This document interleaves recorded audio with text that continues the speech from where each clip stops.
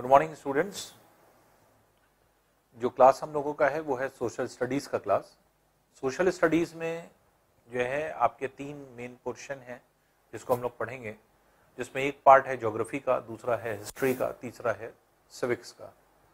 तो geography, history और civics आप जैसे पढ़ते भी आए हैं, क्लास 6, 7, 8, 9, 10th में आप पढ़ते हैं ये सारे सब्जेक्ट्स, और इससे आपके को सोशल लाइफ के बारे में पता चलता है। तो सोशल लाइफ के मतलब ये हुआ कि हमारे वेयर अबाउट्स जो होते हैं, हम लोगों को जो जानना होता है, जो ज़रूरी चीज़ें होती हैं इंसान के लिए, इंसान के इर्द गिर्द जो चीज़ें हो रही होती हैं उनके बारे में जो नॉलेज गेन करनी होती है, वो सारी चीज़ जो है आपके सोशल स्टडीज़ में जो है कम्प्लीटली आ जाती है। ज्योग्राफी एक ऐसा पोर्शन है जहाँ पर आपके एक तरह से जितने भी साइंटिफिक चीज़ें हैं जो आपके अर्थ से, एयर से, वाटर से, प्लांट से, एनिमल से, ह्यूमन बीइंग से, इन सब से रिलेटेड जितनी भी चीज़ें वो सब ज्योग्राफी में आ जाती हैं। तो साइंटिफिकली अगर आप देखें तो जितने लिविंग और नॉन लिविंग थिंग्स हैं जो कि आपके एक तरह से साइंस में आता है, वो सारी की सारी चीज़ें आपके इसमें आ जाती हैं।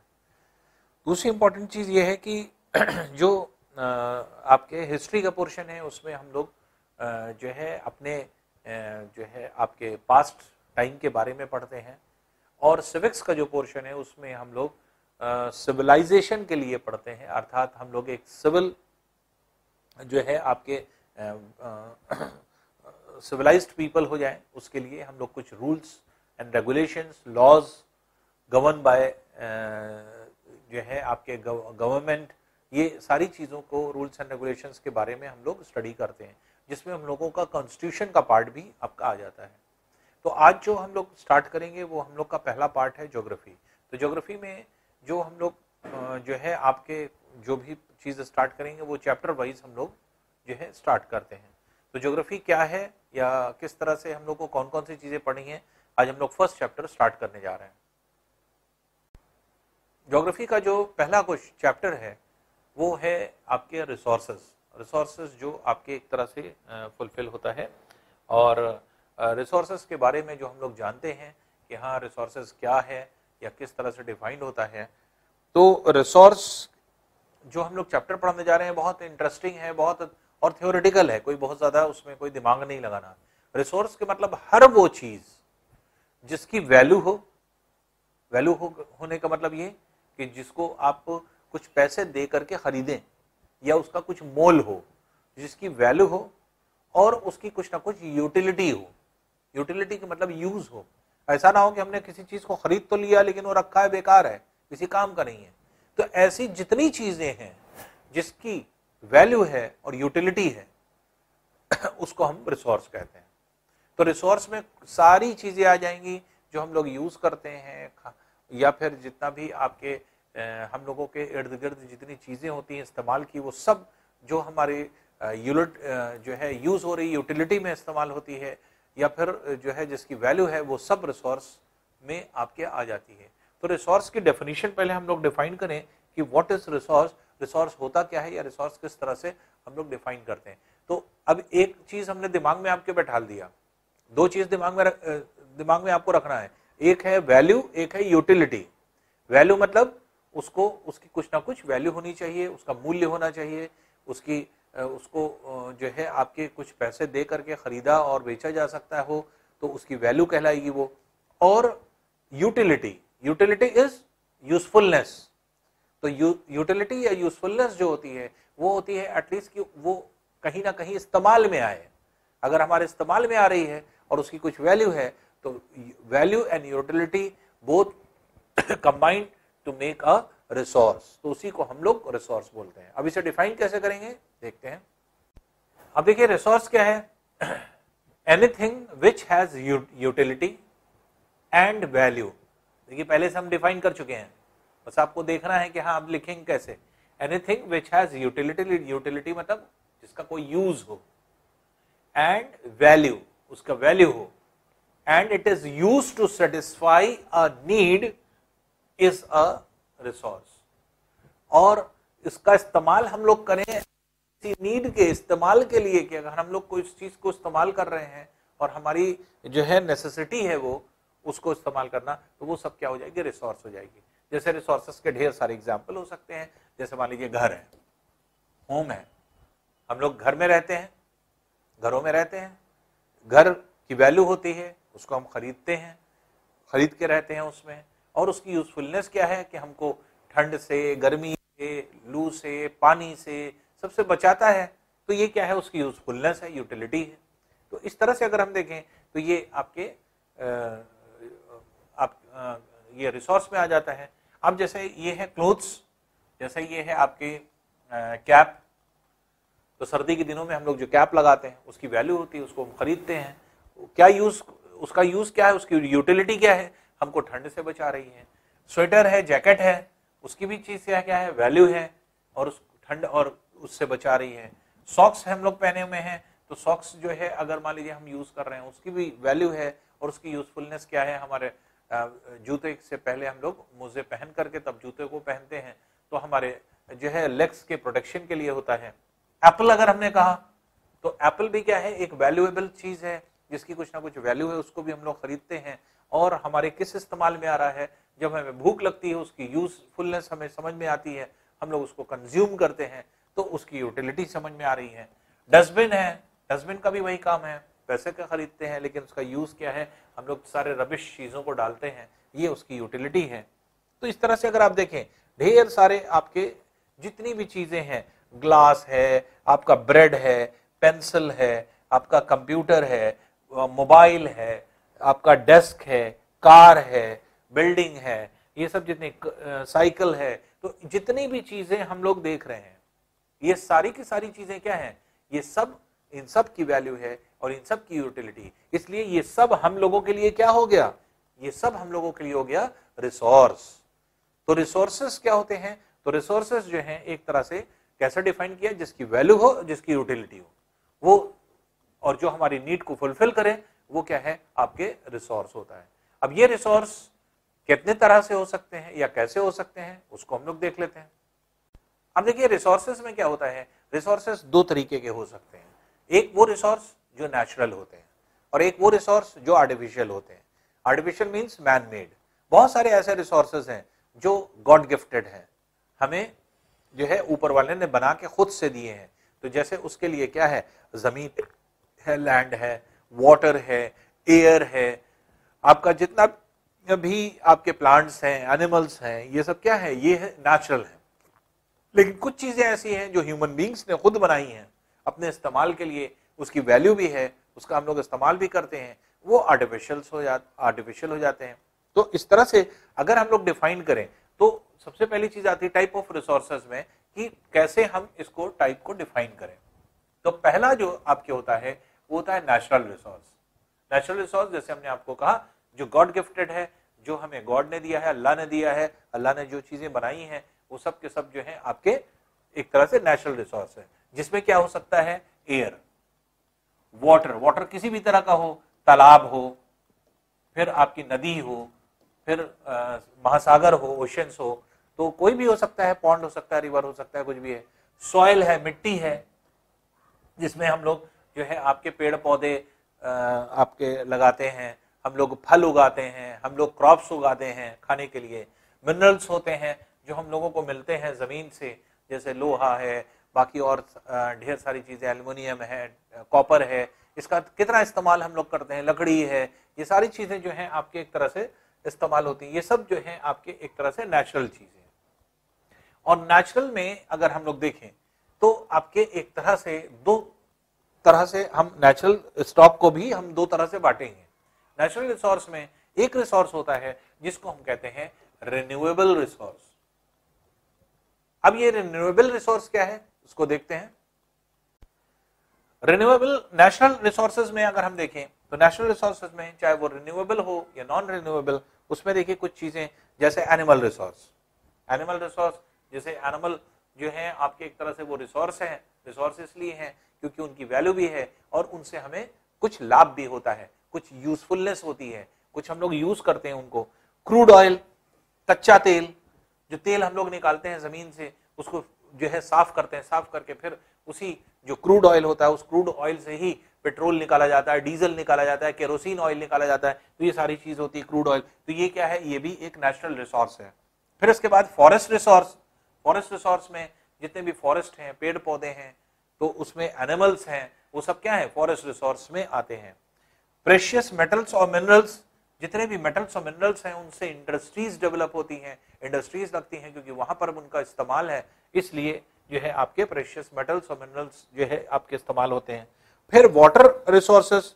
वाटर रिसोर्सेज में चाहे वो पॉन्ड हो, लेक हो, रिवर हो, ओशंस हो, ये सारे जो आपके जो है रिसोर्सेज है, इन सब का इस्तेमाल है।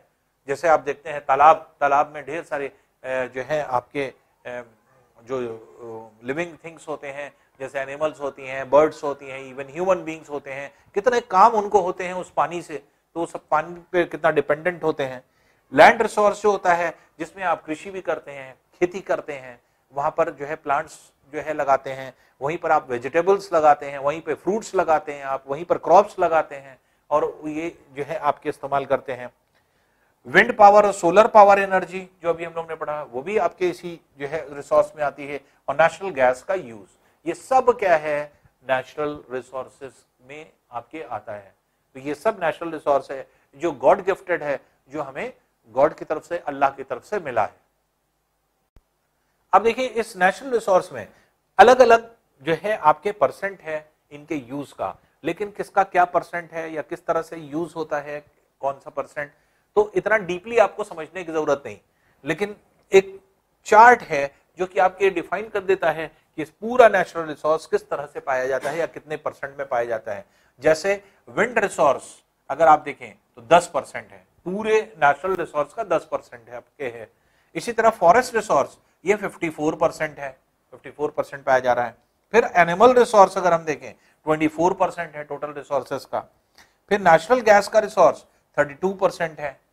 फिर इसी तरह से लैंड रिसोर्स जो है आपके 12% आगे हो जाता है। फिर क्रूड ऑयल अगर हम कहें तो ये 8% हो जाता है। प्रेशियस मेटल्स और मिनरल्स कहें तो 6% हो जाता है। वाटर रिसोर्स अगर हम कहें 23% हो जाता है, और सोलर रिसोर्स अगर हम कहें तो 6% हो जाता है। तो ये सब कंबाइंड मिलकर के 100% रिसोर्स को बनाते हैं। तो नेचुरल रिसोर्स में ढेर सारी चीजें हैं जो ये सब मिल करके नेचुरल रिसोर्स को जो है आपके बनाती हैं, कंस्टिट्यूट करती हैं। अब देखिए पार्ट आता है renewable and non renewable energy sources.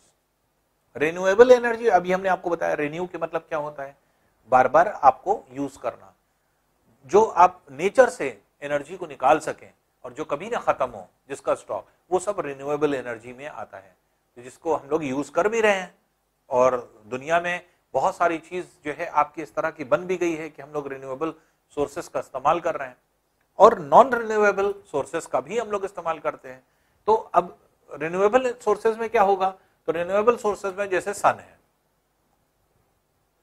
Biomass है, बायोमास जो होता है, बायोमास एनर्जी जो आपकी होती है, जैसे सोलर एनर्जी है, तो सोलर एनर्जी से जो भी हीट आती है उस हीट का हम लोग यूज करते हैं, और सोलर सेल्स में सोलर सेल्स लगाते हैं, पैनल में होता है, पैनल में आपके छोटे छोटे सेल्स लगे होते हैं, वो सेल हीट को एब्जॉर्ब करते हैं, हीट को एब्जॉर्ब करके वो केमिकल एनर्जी में चेंज करते हैं, और उसी से करंट आती है और बैटरी चार्ज होती है। तो बैटरी चार्ज दिन भर आपके जो जितना भी सोलर सेल्स होते हैं वो बैटरी को चार्ज करते हैं, और वो जब बैटरी चार्ज हो गई, जैसे इन्वर्टर की बैटरी होती है, लाइट चली जाती है तो उस बैटरी से पूरे घर की लाइट चलती है, वो सेम उसी स्ट्रक्चर पे सोलर सेल्स काम करते हैं। दिन भर जो सोलर एनर्जी आती है उससे बैटरी चार्ज होती है, और जैसे ही आपको एनर्जी की जरूरत है वो आप उस बैटरी से निकाल सकते हैं, तो वो सोलर जो है आपके पैनल से मिलता है, तो सोलर सेल हो जाता है। बायोमास से जितने भी पेड़ पौधे हैं इनका जो है इस्तेमाल करके बायोमास एनर्जी, जैसे आप देखते हैं प्लांट होते हैं इसके, जैसे मान लीजिए आपके पत्तियां टूट के गिर जाती हैं, आपके पत्तियां जो है आपके सड़ रही हैं, गल रही हैं, वो सब उठा करके आपने डाला जो है, उसको जला दिया, जलाने से जो बायो गैस निकली, बायोगैस का यूज आप कर रहे हैं। तो बायोमास में क्या जाता है, जितने भी प्लांट्स हैं, प्लांट्स का यूज हम लोग कैसे करते हैं, तो चाहे वो बायोगैस के रूप में करें, बायोगैस के मतलब क्या हुआ, जो जितने भी आपके वेस्ट प्लांट्स होते हैं, टूटी हुई पत्तियां, बिखरी हुई पत्तियां, ये सब क्या है, ये सब इकट्ठा किया, हमारे लिए वेस्ट है, उसको डाल दिया कूड़े की तरह से, आग लगा दिया, उससे बायोगैस निकलती है, बायोगैस का हम लोग इस्तेमाल करते हैं, तो ये बायोमास होता है। हाइड्रो पावर एनर्जी, जैसे बड़े बड़े डैम बनाए जाते हैं, डैम से टरबाइन चलते हैं, टरबाइन जो है क्या करता है, जनरेटर को चलाता है, जनरेटर जो है आपके एक तरह से एनर्जी प्रोड्यूस करता है। तो हाइड्रो इलेक्ट्रिक एनर्जी में क्या होता है, बड़े बड़े आपने डैम्स देखे होंगे, डैम्स बनाए जाते हैं और उसी से जो है आपके एक तरह से टरबाइन चलाए जाते हैं। तो टरबाइंस जो चलते हैं उन्हीं के एक्सल पर बंधा होता है जनरेटर, जनरेटर चलता है और जनरेटर से हम लोग जो है बिजली को बनाते हैं। तो इसलिए हाइड्रो पावर एनर्जी होती है। जियोथर्मल एनर्जी, जियो के मतलब होता है पृथ्वी, अर्थ। तो अर्थ के अंदर जो थर्मल एनर्जी, थर्मल एनर्जी मतलब ऊष्मा एनर्जी, उसका इस्तेमाल, जैसे वॉल्केनोज जो अपने बाहर की तरफ निकलते हैं, उससे जो हीट निकलती है बाहर, उस हीट का इस्तेमाल हम लोग कर देते हैं। तो जियोथर्मल एनर्जी में कोई जरूरी नहीं कि वॉल्केनोज की बात करें, लेकिन वॉल्केनोज के आसपास के रीजन में पानी गर्म हो जाता है, जो अंडरग्राउंड वाटर होता है वो पानी गर्म हो जाता है। पानी जब गर्म हो जाता है तो वो गर्म पानी अपना रास्ता बनाता है, ऊपर की तरफ चला आता है, अपने आप बाहर की तरफ निकलने लगता है। तो इसको आगे चल करके आप पढ़ेंगे तो ये आपके हॉट स्प्रिंग्स कहलाते हैं। तो ये हॉट स्प्रिंग्स या इन्हीं को गेजर्स कहते हैं। तो गेजर्स या फिर हॉट स्प्रिंग्स जितने होते हैं ये क्या है, गर्म चश्मे जिनको कहा जाता है। तो अक्सर आप गए होंगे जैसे हिल स्टेशन पे घूमने, तो आपने देखा होगा गर्म पानी निकल रहा है, भाप निकल रही है उसमें।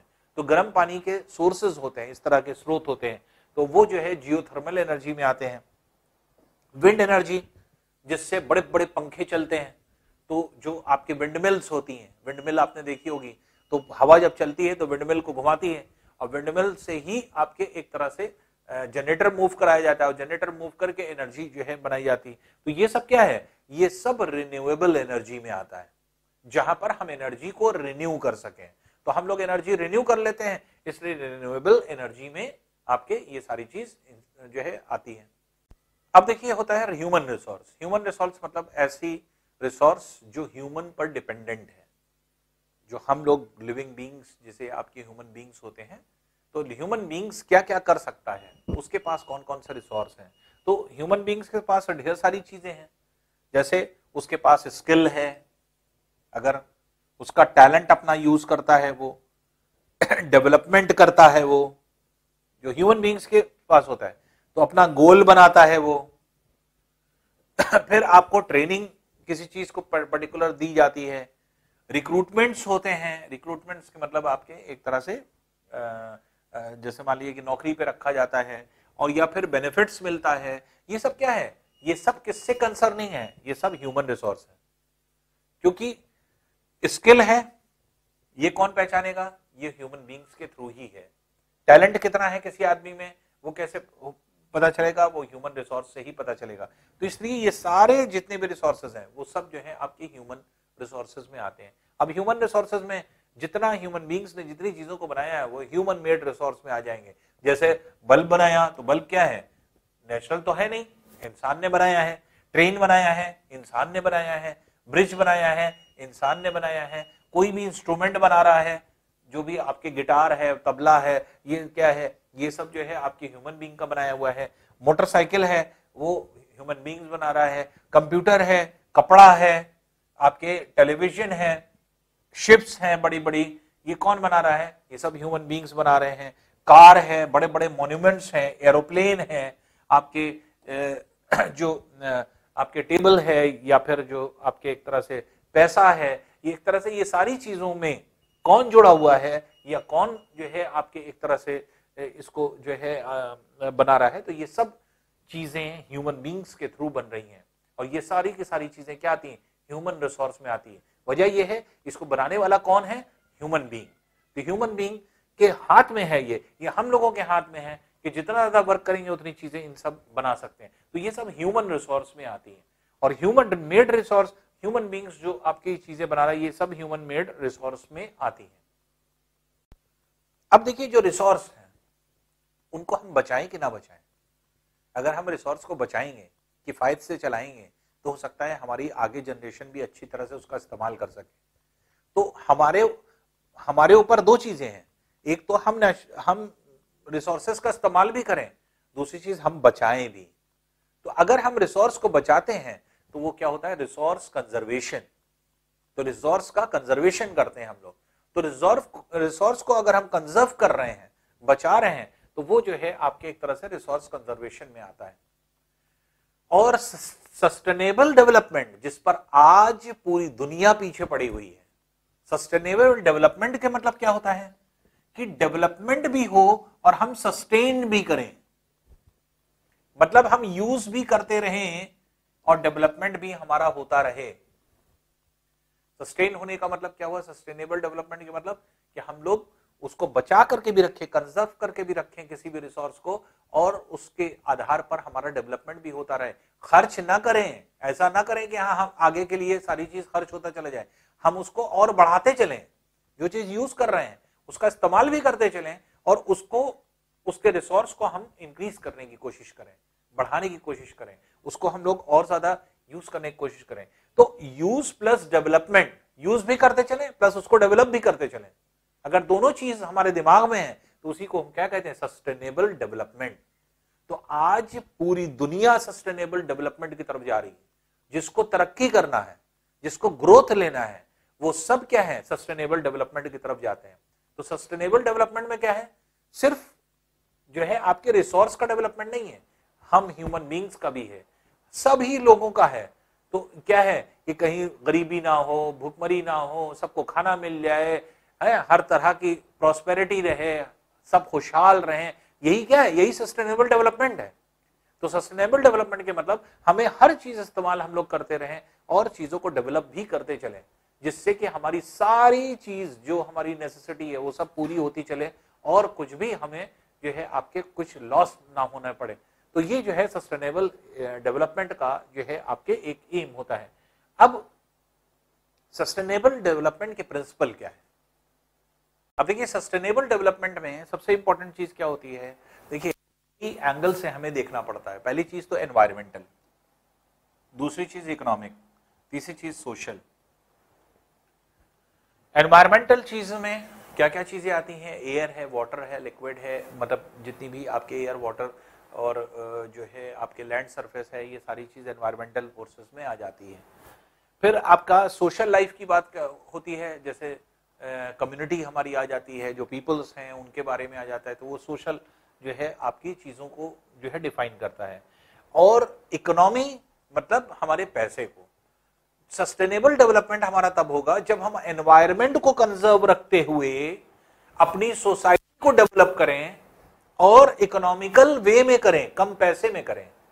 जब ये तीनों चीजें मिल जाएंगी तब क्या हो जाएगा? आपके एक तरह से सस्टेनेबल डेवलपमेंट।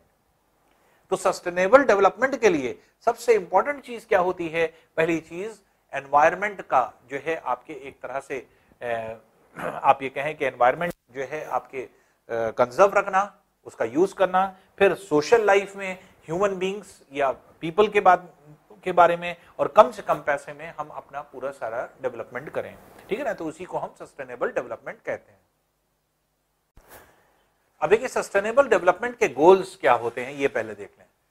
अगर हमें दिमाग में ये रहे सस्टेनेबल डेवलपमेंट की तरफ हर दुनिया क्यों सोच रही है, क्योंकि अगर हमने सस्टेनेबल डेवलपमेंट के गोल्स को अचीव कर लिया तो हमारी दुनिया बहुत अच्छी हो जाएगी, हमारी कंट्री बहुत अच्छी हो जाएगी, हम आप बहुत अच्छे हो जाएंगे। क्यों? पहला गोल क्या है? नो पॉवर्टी, गरीबी नहीं होना चाहिए। अगर गरीबी किसी देश में नहीं होगी तो कितना खुशहाल होगा आदमी। दूसरा गोल क्या है? जीरो हंगर, कोई भूखा नहीं रहेगा, सबको खाना मिले। सस्टेनेबल डेवलपमेंट का दूसरा गोल क्या है? किसी को भूखा नहीं रहना है, सबको खाना, भरपेट खाना मिले, तो कोई गरीब ना रहे और कोई भूखा ना रहे। फिर गुड हेल्थ और वेल बीइंग, इसके मतलब कि हेल्थ सिस्टम हमारा बहुत तेजी से डेवलप हो, हमारे अच्छे हॉस्पिटल्स रहें, हमें अच्छी हॉस्पिटल फैसिलिटी रहे, हमें कोई बीमारी ना लगे या बीमारियों के रोकथाम रहे, टीके बने रहें। तो ये सारी चीजें जो है आपके गुड हेल्थ में आता है।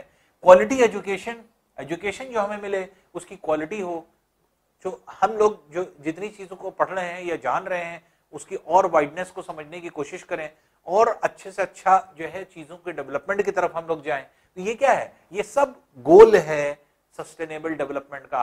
अगर कोई देश सस्टेनेबल डेवलपमेंट को सोच रहा है तो इन सब गोल को उसको अचीव करना पड़ेगा। जेंडर इक्वालिटी, यहां पर क्या है कि जैसे आदमी और औरत दोनों की जेंडर एक अनइक्वालिटी है, कहीं पर आदमी और औरत जो है आपके एक तरह से अगर हम ये कहते हैं कि कहीं कहीं पर ह्यूमन बीइंग्स में क्या होता है कि बड़ा जो मेल हैं उनको प्रोमिनेंट प्लेसेस दी जाती है और जो फीमेल्स होती हैं उनको निगलेक्ट किया जाता है। ऐसा ना हो, मेल और फीमेल को इक्वालिटी दिया जाए, जेंडर इक्वालिटी हो। क्लीन वाटर एंड सैनिटेशन, साफ पानी पीने को मिले और जो है साफ सुथरी चीज रहे, साफ सुथरी चीज अगर रहती है, ये आपके इसमें गोल आता है। 7th है अफोर्डेबल एंड क्लीन एनर्जी, ऐसी एनर्जी जो कि आपके अफोर्डेबल हो और एनर्जी जो है आपके कंटेंट हो। तो ये जो है आपके एक तरह से इसको हम लोग डिफाइन करते हैं इस तरह से। इंफ्रास्ट्रक्चर में डेवलपमेंट अगर हम कहें तो इंफ्रास्ट्रक्चर में डेवलपमेंट के मतलब ये कि जो भी हमारे इंफ्रा है, इंफ्रास्ट्रक्चर के मतलब ये है कि जैसे मान लीजिए जो हमारी हॉस्पिटल है, स्कूल है, बाकी ऑफिशियल बिल्डिंग्स हैं, ये हमारी इंफ्रा चीजें होती हैं। इसका कैसे डेवलपमेंट करें? इलेक्ट्रिसिटी बोर्ड है, जैसे मान लीजिए कि आपके जो इलेक्ट्रिसिटी है, जहां से बिजली आ रही है, जहां से पानी आ रहा है, ये सब हमारे इंफ्रा है। इनको किस तरह से डेवलप किया जाए, इनको कैसे ग्रोथ मिले, इनको और बेहतर कैसे बनाया जाए, तो इस पर अगर हम जो है आपके इस गोल को अचीव करने की कोशिश करें। फिर है रिड्यूस्ड इनइक्वालिटीज। इनइक्वालिटीज मतलब जो आपके इनइक्वालिटी फैली हुई है पूरे सोशल जो है आपके लाइफ में। इनइक्वालिटी मींस जैसे मान लीजिए हम कहीं पर धर्म को वरीयता दे देते हैं, रिलीजन को, कि नहीं ये काम ये रिलीजन का लोग ही करेंगे, ये नहीं करेंगे, या ये काम इन्हीं के लिए बना है, आपके लिए नहीं बना है, या जो है हमने अपने मन में ये बना रखा है कि हाँ जो है आपके फलाने को रिजर्वेशन देना है, इनको रिजर्वेशन नहीं देना है। तो ये क्या है, ये एक तरह की हमारी एक माइंड में चीजें बन चुकी हैं और जिसकी वजह से जो है हम लोग इनइक्वालिटीज की तरफ हैं। सबको इक्वल अपॉर्चुनिटी मिले, पढ़ाई का जरिया एक जैसा मिले, गरीब अमीर ना दे, जो है आपके देखा जाए ऐसा स्कूल बनाया जाए कि जहां पे गरीब अमीर एक जगह पे पढ़े।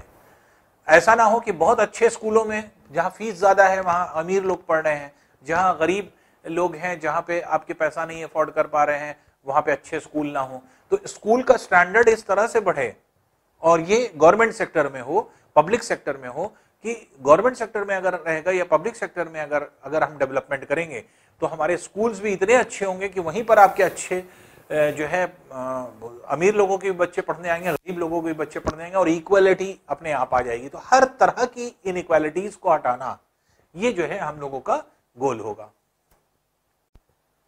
नेक्स्ट है देखिए sustainable cities and communities. Sustainable cities क्यों कहा गया सस्टेनेबल? अभी हमने आपको बताया, यूज भी करें किसी चीज को और उसको डेवलप भी करें, क्योंकि हम ये मान करके चले कि इसका आज हम इस्तेमाल कर रहे हैं, आगे चल करके और इस्तेमाल होने वाला है, इसलिए और इंपॉर्टेंस दें उसको। तो सस्टेनेबल सिटीज के मतलब ये हुआ कि हम शहर को ऐसा बसाएं कि उसके अंदर डेवलपमेंट डे बाय डे होता रहे। ऐसा ना हो कि एक बार डेवलपमेंट हो गया, रोक दिया कि अब ये शहर डेवलप्ड हो गया। तो जितनी नई टेक्नोलॉजीज आ रही हैं वो सब हम इंपोर्ट करते रहें, शहरों को डेवलप करते रहें, नई नई टेक्नोलॉजीज वहां पर लाते रहें। तो इस तरह की चीजें रहें। कम्युनिटीज के अंदर भी सस्टेनेबिलिटी हो, तो डिफरेंट कम्युनिटीज के अंदर अब एक तबका, जैसे मान लीजिए सपोज कर लीजिए कि आपके हिंदू हैं, मुस्लिम है, क्रिश्चियन है, ये सब कम्युनिटीज हैं। तो अब जैसे मान लीजिए हिंदू कहेगा कि हम ये नहीं करेंगे, मुस्लिम कहेगा हम ये नहीं करेंगे, क्रिश्चियन कहेगा हम ये नहीं करेंगे, नहीं, इन सब का ओवरऑल डेवलपमेंट हो, एक तरह से डेवलपमेंट हो। हम ये इनका कम्युनिटीज का नाम ही ना लें पर्टिकुलर, और इन कम्युनिटीज को अपने आप इक्वल जो है इक्वालिटी दे करके इनको डेवलपमेंट इनका किया जाए। फिर 12th गोल हमारा है ये responsible consumption and production. Responsible जो है आपके कंजम्पशन एंड प्रोडक्शन के मतलब क्या हुआ? भाई जितनी हमें जरूरत है उतनी ही चीजों को हम कंज्यूम करें, एक्स्ट्रा ना, वेस्ट ना करें, वेस्टेज को बचाएं। और अगर हम कंज्यूम जितना करेंगे तो हमें यह पता रहेगा कि हाँ हमारी डिमांड कितनी है। जब डिमांड कितनी है तो उसी हिसाब से हम प्रोडक्शन करेंगे। कभी कभी क्या हो जाता है, जो डिमांड है वो बहुत कम है और कंपनी ढेर सारा प्रोडक्शन करके बैठ जाती है, एक्स्ट्रा प्रोडक्शन। कभी कभी किसी चीज की डिमांड बहुत ज्यादा होती है और हम लोग जो है प्रोडक्शन बहुत कम कर पाते हैं। जैसे अभी देखिए कोविड में बहुत सारी ऐसी मेडिसिन थी जिसका जो है डिमांड बहुत तेजी से बढ़ी लेकिन प्रोडक्शन नहीं हो पा रहा था। जब प्रोडक्शन नहीं हो पा रहा था तो उसका क्या हो गया कि ब्लैक मार्केटिंग होने लगी, उसकी कॉस्ट बढ़ गई। तो जो चीज जो है आपके 50 रुपए की थी वो 500 रुपए में बिक रही थी, जो आपके 1000 रुपए की चीज है वो 20,000 रुपए की चीज बिक रही थी। तो इस तरह से लोग जो है आपके ब्लैक मार्केटिंग करने लगते हैं। अगर प्रोडक्शन डिमांड से कम प्रोडक्शन होता है तो हमें जो है इसको कोऑर्डिनेट करना पड़ेगा कि हम वेस्टेज को कम करें, हमारा कंजम्पशन की तरफ ध्यान हो, और दूसरी चीज हमारा प्रोडक्शन भी उसी वे में हो, ना ज्यादा हो ना कम हो, तो जिसकी वजह से हम इसको जो है आपके एक तरह से एक सही प्रॉपर वे में चीजों को ले सकें। फिर देखिए 13th गोल है climate action. Day by day climate change हो रहा है। क्लाइमेट चेंज में जैसे आपने देखा कि हम लोगों के यहाँ पॉल्यूशन पहले बढ़ा, पॉल्यूशन के बाद फिर ग्लोबल वार्मिंग आई, ग्लोबल डिमिंग आई, तो ग्लोबल वार्मिंग, ग्लोबल डिमिंग, ये सारी चीजें जो है बहुत तेजी से एक्सपैंड करती चली गई, और ये जो है ये अर्थ के सरफेस पर असर डालने लगी, तरह के तूफान उठने लगे, आपके मॉनसून था वो आपके एक तरह से इम्प्रॉपर वे में चलने लगा, जो जिसका जो है आपके टाइम फिक्स था कि इस डेट को यहाँ पर मॉनसून यहाँ तक पहुंचेगा, वापस जाने का टाइम फिक्स था। लेकिन अब क्या है, ये सब क्या है, अनसर्टेन हो गया, अनसर्टेन क्लाइमेट चेंज होने लगा। तो क्लाइमेट चेंज जो आपके हो रहा है उस पर थोड़ा सा नजर रखना, क्यों हो रहा है, हम लोग ने क्या किया है ऐसा जिसकी वजह से आपके क्लाइमेटिकल चेंज हो रहा है। तो क्लाइमेटिकल चेंज इस तरह का ना हो और हम लोग इसको अच्छे से जो है प्रॉपरली अपने अर्थ को प्रिजर्व कर सकें, अच्छी तरह से बचा सकें, और जो है आपके अर्थ पर सस्टेनेबल डेवलपमेंट कर सकें, तो उसके लिए जो है आपके क्लाइमेट का एक्शन को रोकना है। नेक्स्ट है देखिए लाइफ ऑन लैंड। अर्थ के ऊपर जो है लाइफ, उस लाइफ में क्या है, पेड़ पौधे हो गए, जितने भी एनिमल्स हो गए उनको देखना है, जितने भी बर्ड्स हो गए उनको देखना है, जितने ह्यूमन बीइंग्स हैं, हम लोग हैं, ये सारे लाइफ ऑन लैंड है। तो इन सभी लाइफ को बचाना, ये पूरी तरह से इनको एडुकेट जो है आपके फूड मिलता रहे, प्रॉपर जो है आपके एक तरह से फूड फैसिलिटी हो, आपको किसी भी तरह की कोई जो है आपके एक तरह से फूड का जो है आपके कमी ना हो। दूसरी चीज, हर एक चीज जो है आपके एक ऐसी जगह पर जहां ये लाइफ एग्जिस्ट कर रही है वहां पे किसी भी तरह का कोई पोल्यूशन ना हो। तो ये सारी चीजों को आपको देखना है लाइफ ऑन लैंड पे। तो लैंड पर बहुत सारी चीजें आती हैं, सिर्फ हम जो है आपके एक तरह से सिर्फ जानवर ही नहीं आते, एनिमल्स हैं, बर्ड्स हैं, इवन प्लांट्स हैं। प्लांट्स के ऊपर ही डिपेंड करता है एनिमल्स भी और ह्यूमन बीइंग्स भी।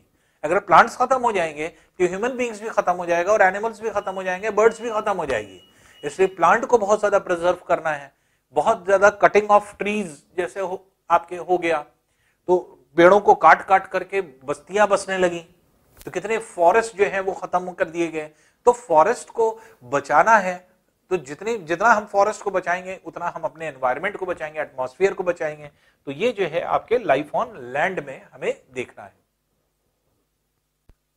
फिर नेक्स्ट देखिए गोल हम लोगों का है peace, justice and strong institution. Peace के मतलब खुशहाली, एक तरह से पीस मतलब होता है आपके यहां पर जो सेंस लिया गया है वो ये है कि आपके एक तरह से आपस में अमन बना रहे, शांति बनी रहे। तो ये अमन कैसी, जहां पर हम लोग किसी छोटी छोटी बात को लेके क्वारल ना करें, लड़ाई ना करें। तो यहां पर क्या है, यहां पीस का मतलब यह है कि हर एक चीज कूल एंड काम रहे। तो कूल एंड काम अगर रहे और हर एक चीज हम लोगों की ऐसे अगर होती चलेगी तो हम लोग अपने ब्रेन को अपने काम में लगा सकेंगे। लेकिन अगर आपस में लड़ते झगड़ते रहे तो हम लोग किसी भी गोल को अचीव नहीं कर पाएंगे। तो गोल को अगर अचीव करना है तो हमें शांति चाहिए, पीस चाहिए।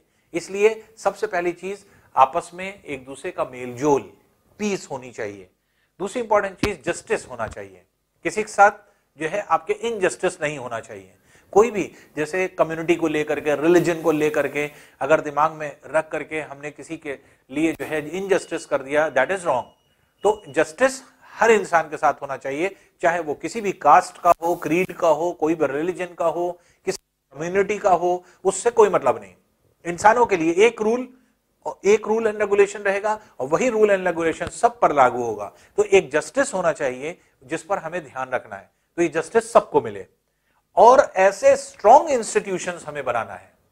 स्ट्रॉन्ग इंस्टीट्यूशंस के मतलब ये कि हमें ऐसे इंस्टीट्यूशंस को बनाना है जो इन सब गोल को अचीव करने में हमें हेल्प करे, अवेयरनेस लाए, लोगों में जागरूकता लाए। लोगों में जागरूकता नहीं है, हम कैसे इन गोल्स को अचीव करेंगे? सबसे पहले चीज अवेयर करके। तो हमारे पास ऐसे स्ट्रॉन्ग इंस्टीट्यूशंस हो, इंस्टीट्यूशंस का मतलब ग्रुप ऑफ पीपल्स हो, तो ऐसे ग्रुप ऑफ पीपल्स जो दूसरों को बता सकें कि हमें क्या करना है, से जो है सस्टेनेबल डेवलपमेंट कर सकें। तो अगर हमारे पास इंस्टीट्यूशंस नहीं है, हमारे पास ग्रुप ऑफ पीपल्स नहीं है, तो हम कैसे उनको बताएं कि हम कैसे डेवलपमेंट कर पाएंगे। इसलिए हमें स्ट्रॉन्ग इंस्टीट्यूशंस की जरूरत है जो कि आपके इस काम को करने में हमारी हेल्प करे। अब देखिए लास्ट है पार्टनरशिप फॉर द गोल्स। क्या ये सभी गोल को अचीव करने में एक आदमी सब कुछ कर सकता है या एक सरकार कुछ कर सकती है, गवर्नमेंट कर सकती है? नहीं, गवर्नमेंट को भी हेल्प चाहिए होगी। क्यों? मेडिकल फैसिलिटी चाहिए तो हमें डॉक्टर्स की तरफ से एक अच्छी जो है आपके टीम चाहिए जो कि उसको कायदे से सजेस्ट कर सके गवर्नमेंट को कैसे क्या करना है। अगर हमें अच्छे स्कूल चाहिए तो हमें ग्रुप ऑफ अच्छे जो है आप ये कह सकते हैं ग्रुप ऑफ पीपल्स ऐसे चाहिए जो एडुकेट इन एजुकेशन हो, एजुकेशन उनकी बहुत स्ट्रांग हो और जिसकी वजह से वो हम लोगों को कुछ दे सकें। कुछ ऐसे प्रॉपर इंस्टीट्यूशंस होने चाहिए, जस्टिस होने चाहिए, कुछ ऐसे प्रॉपर लोग होने चाहिए जो हम लोगों के इंस्टीट्यूशंस को जो है आपके इस तरह के इंस्टीट्यूशन हो, ऐसे ग्रुप ऑफ पीपल हो जो आपके जस्टिस कर सकें या फिर किसी और चीज की तरफ जो इंफ्रा है उनकी तरफ ध्यान दे सकें। कौन बताएगा कि हाँ हमारा पावर जो कंजम्पशन है उसको हम कैसे जो है आपके रिड्यूस करें और कैसे हम पावर प्रोडक्शन को बढ़ाएं। किसी भी जगह पर हमें जो है साफ पानी चाहिए तो पानी साफ करने के लिए हमें क्या क्या करना पड़ेगा, कौन कौन से हमें जो है आपके एक तरह से वेज इस्तेमाल करने पड़ेंगे, कौन से प्रोसेस लेना पड़ेगा। तो इसलिए सिर्फ एक आदमी नहीं कर सकता, तो इस तरह के ग्रुप्स हमें चाहिए जो एक पार्टनर बने। पार्टनर बनने का मतलब ये कि पार्टनरशिप में हो। जब हमें ये पार्टनर्स मिल जाएंगे, जब इस तरह के लोग हमें मिल जाएंगे ऐसा पार्टनर, तो हमें इस गोल को अचीव करने में बहुत ज्यादा मुश्किल नहीं होगी, आसानी होगी। तो अगर ये 17 गोल्स जो डिसाइड किए गए हैं ये आपके एक तरह से वर्ल्ड वाइड गोल्स हैं और हर देश इन 17 गोल्स को अचीव कर रही है, हर देश इसी पे काम कर रही है। जिस देश ने इस 17 गोल्स को अचीव कर लिया वो दुनिया की ऐसी कंट्री बन जाएगी जहां पर किसी तरह की कोई प्रॉब्लम नहीं रहेगी, हमेशा के लिए उस जगह से प्रॉब्लम दूर हो जाएगी। तो इस पर अगर हम लोग काम करें तो हम लोगों की बहुत सारी परेशानियां दूर हो जाएं, बहुत सारी इक्वालिटी हर एक जगह पर जो है आपके एक तरह से स्मूथनेस आ जाए, हर जगह जो है आपके शांति हो जाए, हर जगह जो है एक दूसरे में आपके मेलजोल हो जाए, खुशी मिले हर इंसान को। अगर इस तरह की जो है गोल्स को हम लोग अचीव करें तो सस्टेनेबल डेवलपमेंट जिसको हम लोग कह रहे हैं ये एक ऐसा जो है आपके एक तरह से इस टाइम गोल है या इस तरह का जो है आपके एक तरह से आप ये कह सकते हैं कि जो है पूरे वर्ल्ड जो है आपके हर कंट्री इस पर वर्क कर रही है और हर कंट्री की कोशिश है कि इसमें मैक्सिमम गोल को अचीव कर लिया जाए। जितने ज्यादा गोल हम अचीव कर लेंगे उतना ज्यादा हम लोगों को बेनिफिट होगा और सस्टेन करेंगे हम लोग। और सस्टेन करने का मतलब ये कि हम लोग ग्रोथ भी करते जाएंगे, डेवलपमेंट भी होता जाएगा और हम इसका यूज भी करते रहेंगे और फ्यूचर के लिए हम अपने जो आपके बच्चे हैं उनके लिए भी इन सब चीजों को छोड़ पाएंगे, एक स्ट्रॉन्ग चीज जो है हम अपने बच्चों को दे पाएंगे। तो इस तरह से अगर हम देखें तो सस्टेनेबल डेवलपमेंट के ये 17 गोल्स होते हैं जिसको हम लोगों को अचीव करना होता है। यहां पे आकर के हम लोगों का चैप्टर खत्म होता है। Thank you.